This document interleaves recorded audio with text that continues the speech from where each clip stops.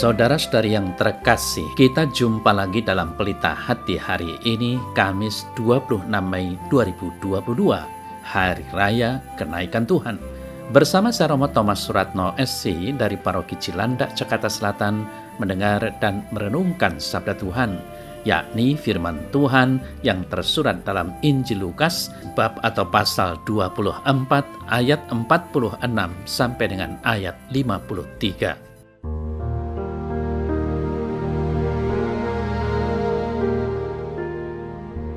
Sesudah bangkit dari antara orang mati, Yesus menampakkan diri kepada para murid.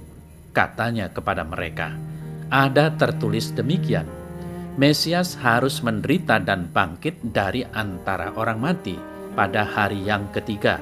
Dan lagi, dalam namanya berita tentang pertobatan dan pengampunan dosa harus disampaikan kepada segala bangsa, mulai dari Yerusalem. Kamu adalah saksi dari semuanya ini, dan aku akan mengirim kepadamu apa yang dijanjikan Bapa-Ku. Tetapi kamu harus tinggal di dalam kota ini sampai kamu diperlengkapi dengan kekuasaan dari tempat tinggi." Lalu Yesus membawa mereka keluar kota sampai dekat Betania. Di situ ia mengangkat tangannya dan memberkati mereka. Dan ketika ia sedang memberkati mereka, ia berpisah dari mereka dan terangkat ke sorga. Mereka sujud menyembah kepadanya. Lalu mereka pulang ke Yerusalem dengan sangat bersukacita. Mereka senantiasa berada di dalam bait Allah dan memuliakan Allah.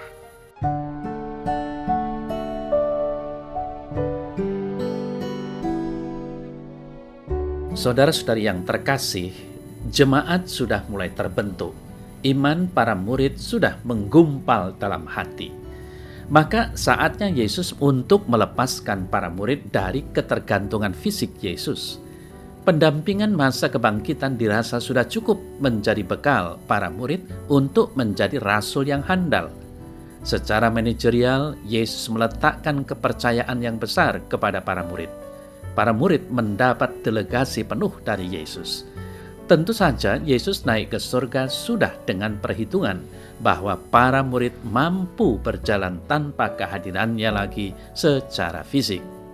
Saudara-saudari yang terkasih, menarik mengamati bagaimana sebenarnya Yesus mendidik dan mendampingi para murid. Tidak mengherankan apabila Yesus memang dikategorikan sebagai guru yang baik. Ia mendidik dan mendampingi para murid melalui tahapan-tahapan yang jelas dan langkah yang bisa dipertanggungjawabkan. Secara perusahaan, Yesus adalah manajer yang handal.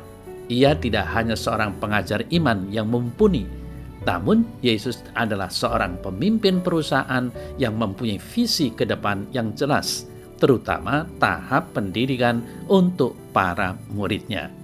Saudara-saudari yang terkasih, Yesus mendidik para murid diawali dengan tahap pengenalan serba apa adanya. Para murid mengikuti Yesus dengan berbagai keinginan dan latar belakang. Tetapi sepertinya Yesus tidak memilih dengan sembarang. Ia memilih orang-orang yang mempunyai semangat kerja tinggi, para nelayan dan pemungut pajak misalnya. Jika tidak mempunyai semangat kerja tinggi, seorang pemungut pajak tidak akan bisa mendapat hasil yang baik untuknya. Kemudian Yesus mendampingi mereka selama beberapa tahun. Ia hidup bersama dengan mereka dan mengajar mereka secara khusus dan umum.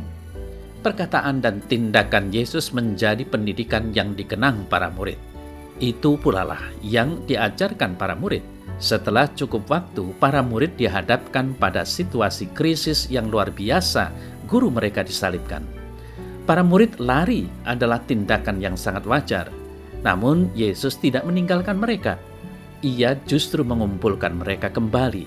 Itulah masa sekolah kedua yang bertujuan semakin memantapkan para murid.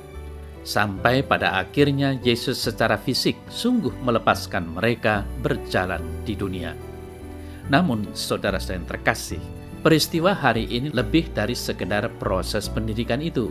Hari ini warta Injil semakin meneguhkan kita bahwa Yesus adalah sungguh Allah, sungguh manusia. Ia adalah utusan Bapa, berasal dari Bapa dan kembali kepada Bapa. Ia datang dari sorga dan kembali ke sorga. Ia meninggalkan para murid namun tetap menyertai. Aku akan mengirim kepadamu apa yang dijanjikan Bapakku. Saudara-saudari yang terkasih, Yesus menghendaki para murid untuk tetap bersatu dan berkumpul dalam doa. Apa yang dikatakan oleh Yesus sebelum terangkat ke sorga menjadi tanda yang sangat jelas bahwa ia akan senantiasa menyertai para murid sampai akhir zaman. Yesus menyertai para murid dalam kuasa Roh Kudus. Roh itu menjadikan para murid sebagai rasul-rasul yang luar biasa, mampu bertahan dan menumpahkan darah kemartiran dengan kabar Injil. Saudara-saudari yang terkasih, kepergian Yesus dan janji pemenuhan Roh dibingkai dalam suasana penumpangan tangan, yakni berkat dan doa dari Yesus sendiri. Para murid ditinggal oleh Yesus dalam suasana berkat. Di situ ia mengangkat tangannya dan memberkati mereka. Dan ketika ia sedang memberkati mereka, ia berpisah dari mereka dan terangkat ke surga. Bagi kita, saudara-saudara yang terkasih, memberi berkat ketika kita hendak pergi atau diberi berkat adalah sebuah tindakan Kristiani yang nilainya luhur. Tindakan Yesus sendiri memberkati para murid menjadi tanda yang mulia bahwa kita pun diutus untuk membagikan berkat kepada banyak orang. Berkat Yesus bagi kita saat ini adalah berkat dalam Roh Kudus. Berkat itu menuntun, mengarahkan, dan menjadi pegangan hidup kita. Saudara-saudara yang terkasih, tidak jarang kita mengalami kesulitan hidup yang luar biasa. Tidak jarang kita sampai pada pengalaman tak berdaya sama sekali, tidak berarti apa-apa, bahkan merasa Tuhan tidak berpihak pada kita. Saudara yang terkasih, dalam proses pendidikan Yesus, para murid juga mengalami peristiwa semacam itu. Tetapi yang membuat kita senantiasa mempunyai harapan cerah adalah bahwa Yesus tidak pernah meninggalkan kita. Jika kita tidak mengakui Dia, Dia pun tidak mengakui kita. Jika kita tidak setia, Yesus tetap setia karena Ia tidak dapat mengingkari dirinya sendiri. Apapun situasi hidup kita saat ini, di hari yang penuh rahmat ini, mari kita mohon rahmat Tuhan agar kita dimampukan untuk menjadi orang yang semakin Kristiani.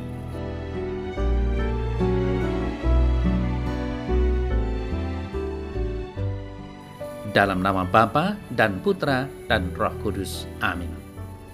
Ya Tuhan, kami bersyukur atas karunia Roh yang senantiasa menyertai hidup kami. Semoga kami tidak mudah putus asa ketika menghadapi banyak kesukaran dalam hidup kami. Ajarilah kami untuk selalu mampu bangkit dari situasi yang tidak mudah. Terlebih Tuhan, ajarilah kami untuk mengandalkan Roh Kudus dalam seluruh perjuangan hidup kami. Amin. Semoga Allah yang Maha Kuasa memberkati saudara dalam nama Bapa dan Putra dan Roh Kudus. Amin.